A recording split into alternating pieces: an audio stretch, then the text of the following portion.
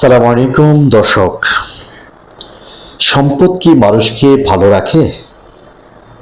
মানুষের সংসারে কি সুখ এনে দিতে পারে? সম্পদই যদি মানুষের সব কিছু হতো, তাহলে তো সারা বিশ্বের যত ধনাঢ্য ব্যক্তি রয়েছেন, আমরা জানি বিল গেটসের কিছুদিন আগে স্ত্রী ডিভোর্স হয়েছে, তাহলে তো অর্থ সম্পদ বিত্ত বৈভবের কোনো কমতি ছিল না। তাহলে ডিভোর্স হবে কেন? সংসার ভাঙবে কেন?